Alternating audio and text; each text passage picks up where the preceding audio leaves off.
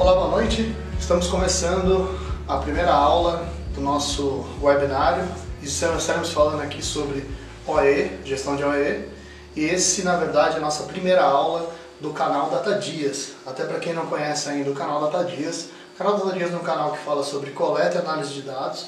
A gente faz uma concepção aqui baseada em filosofia, ciência e tecnologia, até para facilitar a didática desse conteúdo. E a gente vai usar exatamente a mesma didática para explicar aqui a gestão de indicadores. Então a aula 1 é a aula de concepção, é a aula mais filosófica dessas três aulas. A gente vai falar um pouco aqui sobre o que é o conceito, o que é o OE, para que serve, e principalmente a gente começar a entender aí qual seria a aplicação prática disso, ou seja, qual que é o método científico que está por trás.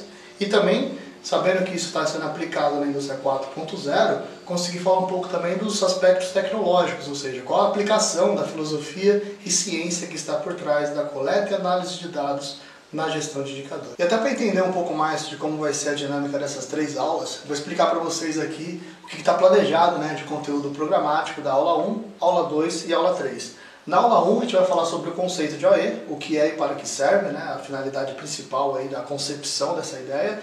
A aula de amanhã, no dia 4 de abril, já faço uma chamada para vocês aqui estarem presentes, que a gente vai ter mais uma aula. E a gente vai falar da aplicação, vamos dizer assim, do método científico, do Dr. Sheikh Nakajima, na questão de métrica desse indicador. Vou falar basicamente como se calcula o indicador de OE e principalmente como eu faço para coletar essa informação aí de uma forma mais simplificada na hora de poder calcular. E principalmente quais são as dificuldades que as empresas enfrentam aí na hora de chegar no número, chegar a saber qual é o número que indica a real eficiência dos equipamentos da fábrica que ele está ali gerenciando.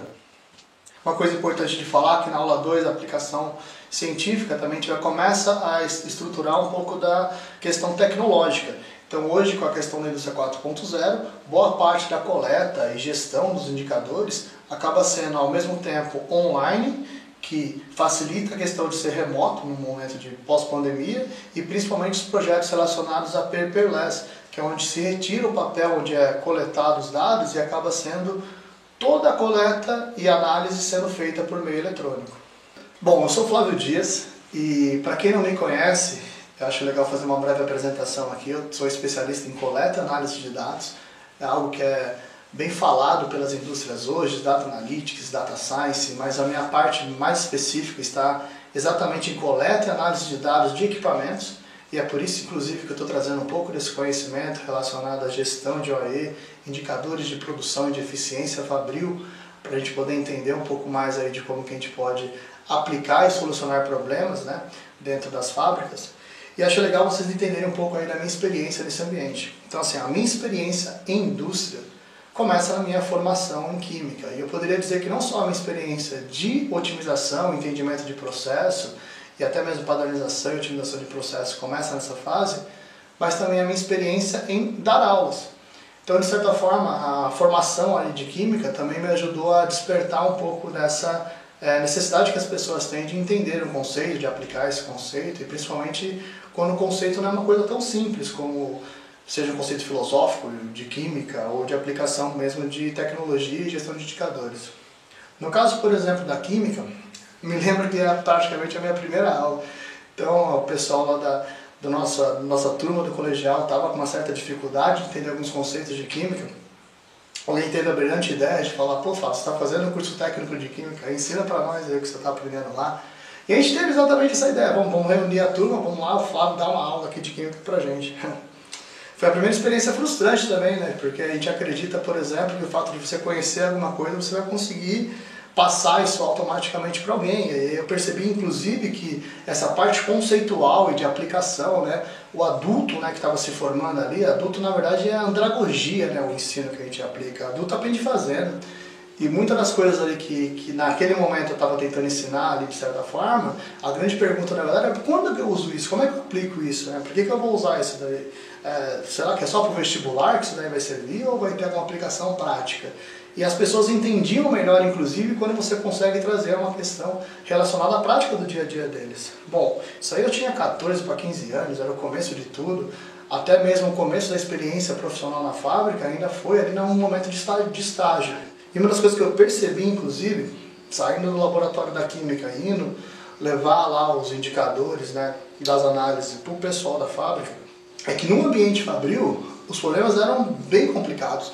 Não adiantava só decorar a tabela periódica, como eu tinha decorado, né, família 1A, berílio, magnésio, cálcio, estronço, bário, tá tudo, mas a tabela está ali agora, a informação em si, o conhecimento agora mudou. Eu não preciso decorar, eu preciso aplicar aquilo agora. E mais do que isso, tem que resolver problemas de uma máquina ali que está parada. E a grande questão é essa, as máquinas no dia a dia das fábricas, elas não trabalham 100% do tempo programado. A capacidade produtiva de uma máquina, às vezes, é limitada, e ela não consegue alcançar o 100% da capacidade produtiva. E mesmo que ela alcance 100% da capacidade produtiva, nem tudo do que está saindo ali da máquina é produto com qualidade. Então, para uma empresa ter lucro, ela tem que pensar, inclusive, que ela não vende peça, ela vende tempo. E pelo fato de ela vender tempo, a melhor coisa que ela consegue fazer para ter lucro é otimizar o tempo. E aí, dentro desse contexto de ambiente fabril, eu comecei a perceber, inclusive, qual era a importância aí do fator humano e o fator das ideias, a própria ideia de filosofia, que eu já lia bastante nesse período também, se tornou uma das partes aí que eu fui buscar como formação e como experiência. Então, nesse período aí, quando eu termino o colegial, não segui a carreira para Química no primeiro momento, acabei indo fazer vestibular de Filosofia. E por passar na USP, na Filosofia, eu tive toda aquela caminhada inicial ali de bicho, né, da universidade, e com um monte de sonhos, um monte de expectativas que foram cortadas ali por 2 greves. Então, depois de 2 greves dentro da USP, eu falei assim, peraí, eu acho que dá para fazer um curso técnico aqui, garantir meu emprego no primeiro momento, e depois eu faço essa formação de filosofia, que acabou acontecendo, virou um plano B, vamos dizer assim, na minha trajetória acadêmica e profissional. Porém, a partir dali,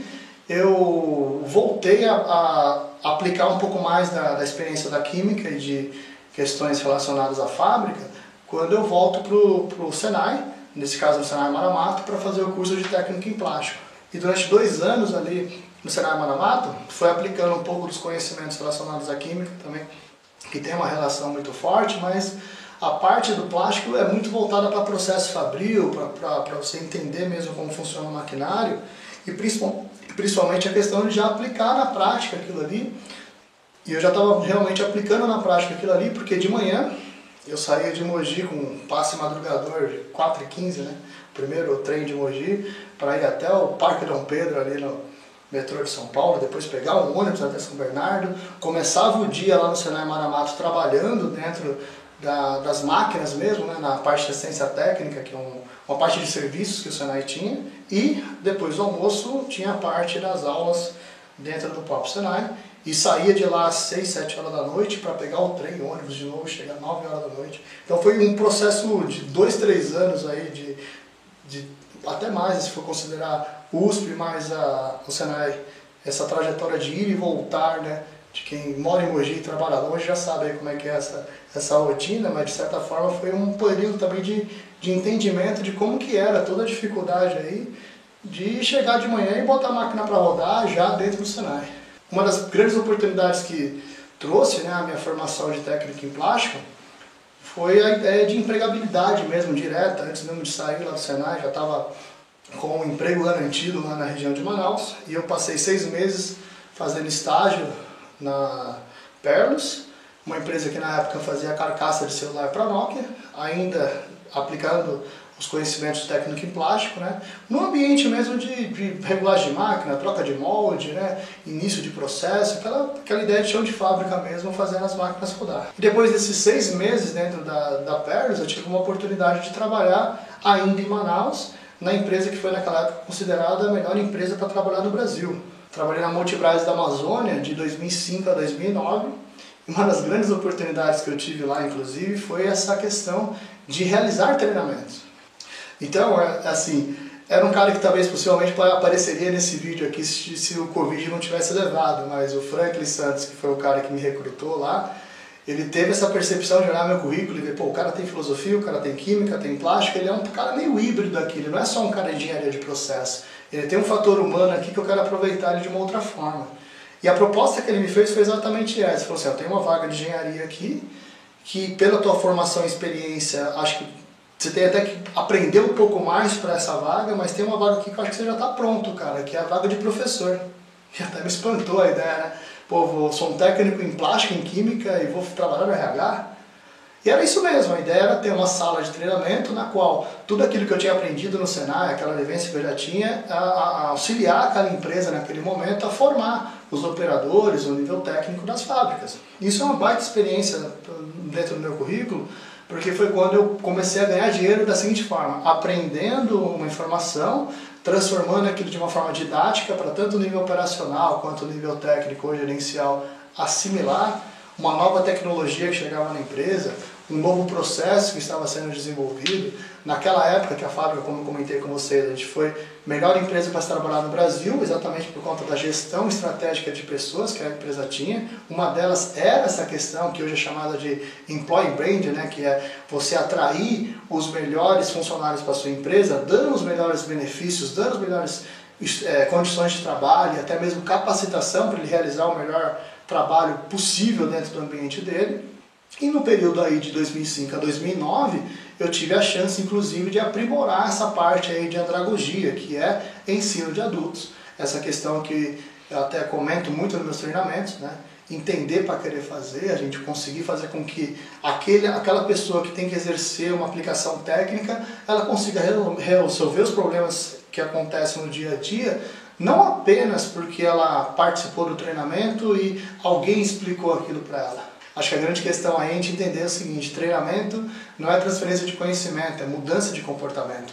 Era uma das coisas que a gente mais trabalhava nesse ambiente lá da Multibras da Amazônia, no qual as pessoas tinham sim a formação técnica ali dentro de conhecimento, mas tinham que resolver problemas da fábrica já, e o plano de carreira deles, a questão de seleção interna, era vinculado ao certificado de quem passasse lá no treinamento nosso e participasse dessa formação. Então estava tudo linkado, né? O ganho de produtividade da empresa estava relacionado ao ganho também de qualidade e lucratividade dos processos, e isso era revertido para o operador e para toda a equipe lá, de certa forma, em participação dos lucros, em capacitação, inclusive, de melhoria da formação profissional e principalmente essa questão do plano de carreira, a pessoa poder crescer mesmo dentro da empresa porque ela consegue realmente aplicar melhor os conhecimentos que ela adquiriu. E dentro dessa trajetória profissional, não ficou apenas a parte de treinamento como sendo uma experiência dentro do meu currículo. Teve períodos, por exemplo, quando eu saio lá de Manaus e retorno para São Paulo, onde a principal oportunidade de trabalho estava relacionada à coordenação mesmo de fábrica. Então eu fui coordenador de matéria-prima, líder de produção no setor de gestão, tive a oportunidade de trabalhar em engenharia, na parte tanto de cronoanálise, documentação e otimização de processo. Em qualquer um desses ambientes, o indicador de OE era uma das referências. Eu utilizava o indicador de OE tanto para entender a dinâmica da gestão da fábrica, quanto também para fazer os projetos de melhoria, e também era a base da cronoanálise dos tempos relacionados à gestão de indicadores.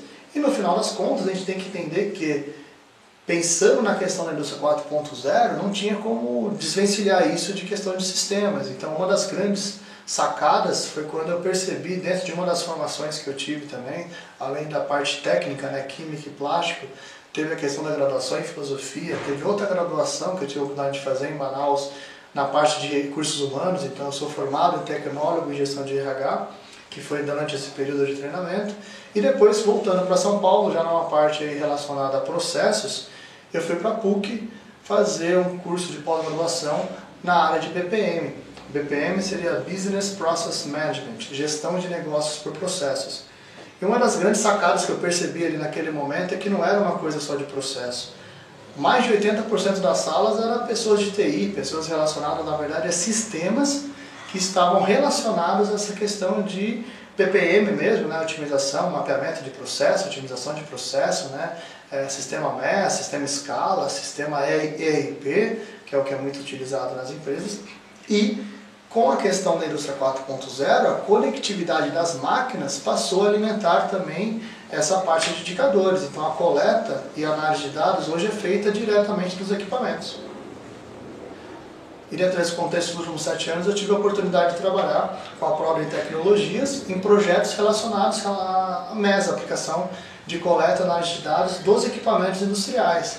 E dentro dessa trajetória, quando eu penso assim, né, eu fui de A a Z, né, no alfabeto aí com relação às empresas. Então foi AstraZeneca, Manco, Baldan, Bombril, Cacau Show, Catupiry, Danúbio, Aerofarma, AMS, Faber-Castell, Gerdau, Icari foi um dos projetos que iniciou esse ano.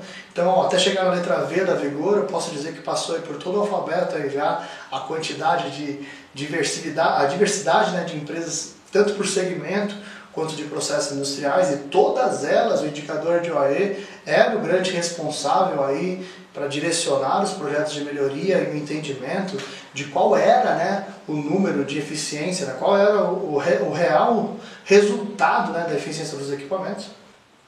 E é importante dizer que, por exemplo, nessa trajetória toda, estou com o Celta aí já com mais de 260 mil quilômetros rodados.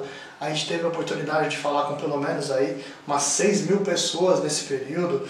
Eu realizo treinamento aí praticamente toda semana, 35 horas por semana, dão mais de 1000 horas por ano. Poderia dizer que, somando a carga horária dos treinamentos realizados em Manaus e nesses últimos 7 anos de implantação aí com a Prode, já dão mais de 10 mil horas de treinamento realizados, mais de 6 mil pessoas, uma diversidade imensa aí de experiências e principalmente de dificuldades que a gente enfrentou aí e problemas que a gente foi resolvendo e acumulando também as boas práticas na questão de processos industriais. E dentro dessa trajetória aí, né, de passar por várias empresas que conseguiram realmente ter ganho de produtividade, lucratividade, a gente tem alguns cases aqui que a gente vai estar trazendo dentro das nossas aulas. E o primeiro aqui é de uma grande farmacêutica, eu chamei aqui o Eduardo Tadeu, uma pessoa com muita experiência para compartilhar aqui um pouco do conhecimento dele nessa aula. E nós vamos aqui mostrar para vocês aqui o case, né, de uma grande farmacêutica onde o Eduardo Tadeu conseguiu aplicar já um pouco desse conteúdo que nós vamos ter aí nessas 3 aulas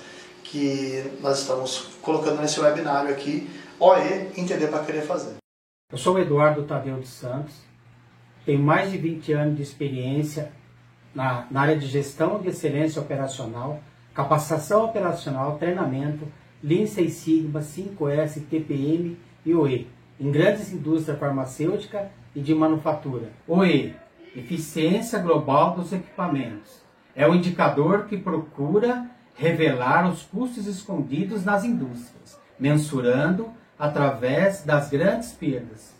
Desafios. Os grandes desafios das indústrias é aumentar a sua capacidade produtiva com o menor custo de operações. Gargalos. A produção das indústrias são limitadas à sua capacidade ou velocidade dos seus equipamentos ou linhas produtivas. Setup. Com a medição do OE, as empresas permitem hoje maior flexibilidade de produção e assim aplicando os conceitos de troca rápida de ferramenta como o SMED. Treinamento é a parte mais importante do OE. Precisamos ter uma equipe treinada e engajada, com o conceito do OE claro, métricas de cálculo, fidelidade no próprio apontamento, OE na ação, ver e agir e na gestão do OE. Obrigado e sucesso a todos. Então, para quem prestou bem atenção aí na fala do Eduardo, né, ele conseguiu aí demonstrar exatamente como que foi a maneira como ele entendeu e aplicou esse conceito do nosso treinamento. E mais do que isso, né, você vê que a gente forma aqui multiplicadores. A gente não só passa um conhecimento de pessoa para pessoa, mas a gente faz com que essa pessoa que adquire esse conhecimento dentro da tua empresa, dentro da tua fábrica, ela possa ser um multiplicador dessa ideia, e não apenas uma ideia, dessa prática, né, de como gerenciar. E é uma das coisas que a gente já vai falar nessa aula. Essa aula aqui é para exatamente dizer para você o que é OE, o que é disponibilidade, o que é performance, o que é qualidade na prática. Mais do que uma aula filosófica e conceitual, é exatamente como que essa teoria é aplicada pelas empresas. E aí o que é importante dizer, né, quando se fala do conceito de OE, é que esse conceito aí não é uma coisa nova, não tem muito a ver com uma questão da tecnologia da indústria 4.0, é uma coisa anterior a isso, na verdade. Né? Nós estamos falando aí do Dr. Sheiki Nakajima, o teórico, né, que definiu a questão do TPM, né, manutenção produtiva total. Dentro desse conceito, o operador se torna um pouco mais autônomo, né, na ideia não só de operar máquinas, né, saber parar, saber regular a máquina, saber operar mesmo ao equipamento, mas também fazer as manutenções básicas do dia a dia. Então a ideia de manutenção autônoma é trazer o operador, inclusive, para realizar algumas manutenções da própria máquina, manutenções de rotina, diria. E dentro do conceito de TPM, né, vem a ideia, por exemplo, de aproveitar ao máximo, né, a capacidade, o parque fabril e a capacidade dos meus equipamentos. E uma das coisas que o Dr. Sheik Nakajima identificou foi que existe uma incapacidade para alcançar o pleno potencial dos equipamentos por conta das perdas de tempo.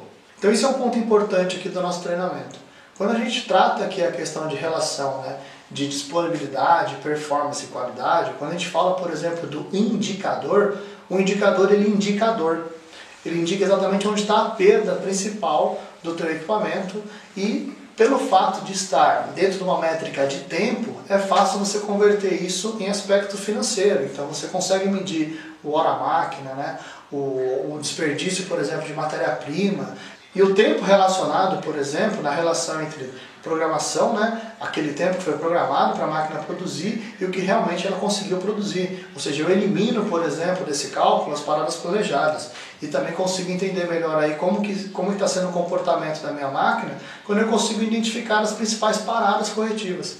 Então, dentro do conceito de OE, é importante lembrar que o OE é um indicador de resultado, composto por 3 indicadores de monitoramento: a disponibilidade, a performance e a qualidade. Então vamos pensar na prática. Se eu tenho uma máquina dentro do meu galpão e meu dia tem 24 horas porque eu trabalho 3 turnos. Os 3 turnos são das 6 às 2, das 2 às 10, das 10 às 6 e eu rodo 24 horas o meu processo, esperando inclusive que aquela máquina não pare durante esse período. Bom, aí é que é a grande questão. Se é um turno realmente de processo de fluxo contínuo, onde a máquina não pode parar nessas 24 horas, a gente realmente tem uma disponibilidade de 24 horas. No caso, por exemplo, de máquinas onde o processo ele para, por exemplo, 1 hora para a refeição, eu tenho, sei lá, 15 minutos de intervalo no qual eu faço uma reunião de diálogo lá de segurança com meus operadores.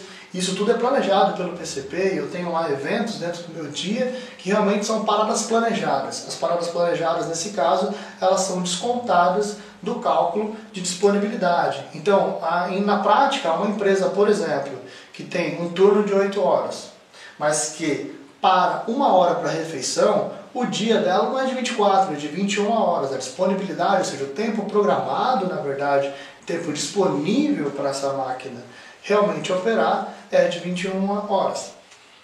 E aí dentro dessas 21 horas é onde acontece toda a dinâmica da produção. A máquina para trocar o produto, o chamado setup, né? Então sai um produto A, entra o produto B e naquele momento a máquina para fazer todos os ajustes, né? A troca de matéria-prima, a troca inclusive às vezes do layout mesmo de produção do operador, para que ele consiga realmente fazer a produtividade esperada daquela segunda produção. E tem também os eventos que acontecem sem a gente planejar totalmente, que é a questão de paradas que interferem na quebra do equipamento. Então a máquina para conserto elétrico, ela quebra alguma parte dela e eu tenho que chamar um outro setor, inclusive, para fazer essa correção, já não fica mais na mão do operador. Então todas as paradas de ajuste, setup, intervenções que tem na máquina vão afetar a disponibilidade. E aí que está a grande dificuldade, às vezes, das empresas de coletar esse dado. Por que tem uma dificuldade aí? Porque, de certa forma, existem pequenas paradas, às vezes, dentro de um processo que o operador não consegue anotar. Existe, por exemplo, aquela questão da própria percepção, né? O cara tem uma percepção de quanto parou a máquina e quando ele relata aquilo no papel, ele dá uma indicação ali até de número redondo. Ele fala assim, parou 10 minutos, 20 minutos. Então as pequenas, os minutos a mais ou a menos, segundos entre uma parada e outra, não fica computado. E para a gente fazer o cálculo fechado de um dia de 24 horas, talvez aí essa questão numérica, né, que da forma como o operador aponta, pode dar uma discrepância aí do teu cálculo. Uma outra questão aí que envolve também cálculo, envolve também a métrica aí de coleta e análise de dados, diz respeito à performance. Então normalmente quando uma empresa vai fabricar um produto, ela determina, por exemplo, o prazo de entrega para o seu cliente e o custo daquele produto baseado no tempo de produção.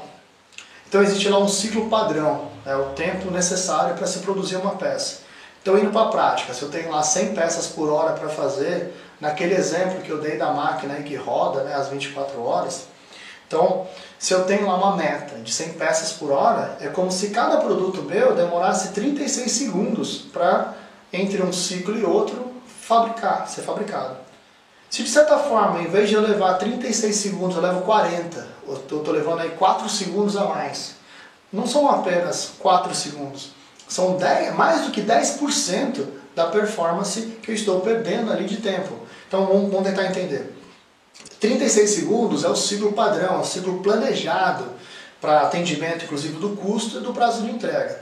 Se eu perco aí 4 segundos, eu perdi mais do que 3,6, que é lá os 10% aí da minha performance, é como se o plano meu de produção de entrega, se querem 10 dias, na verdade eu vou levar 11, ou até mesmo mais do que 11. Consegue perceber? Então cada perda de tempo de cada produto acaba se estendendo aí, e o custo operacional também. Eu tô pagando aí a matéria-prima, estou pagando tempo de hora-máquina, energia, que estava baseado em fazer um produto em 36 segundos. Se por algum motivo eu estou gastando mais tempo, o meu custo operacional aí está embutido nesse cálculo. Então, é uma coisa a se pensar também de como eu posso melhorar a performance do meu equipamento. Lembrando que se eu perdi já tempo em ajustes, regulagens, setup, quebra de máquina, eu também estou perdendo tempo dentro da relação de performance quando meu ciclo real está mais lento que o ciclo padrão.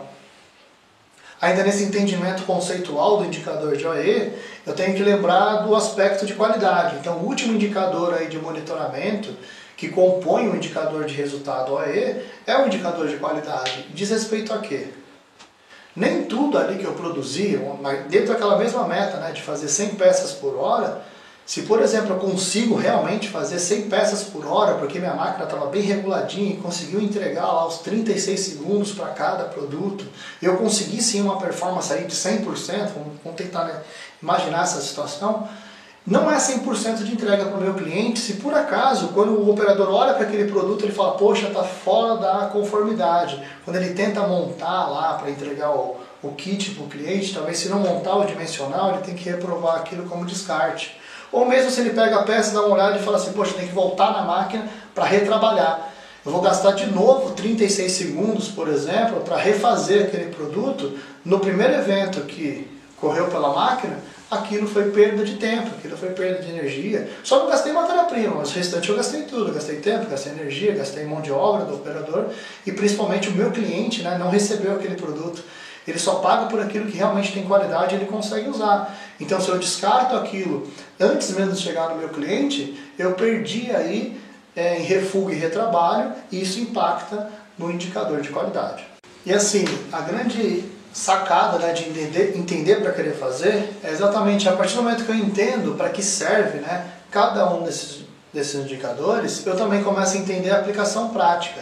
E é basicamente isso que nós vamos falar na aula 2. A aula 2 ela vem aqui com aplicações, até mesmo para entender um pouco mais das dificuldades que é a questão de chegar nesse número no dia a dia. Eu acho válido relembrar que nós vamos falar aqui um pouco mais sobre os cálculos, né? Até mesmo erros possíveis de apontamento de cálculo, faz parte da aula de amanhã.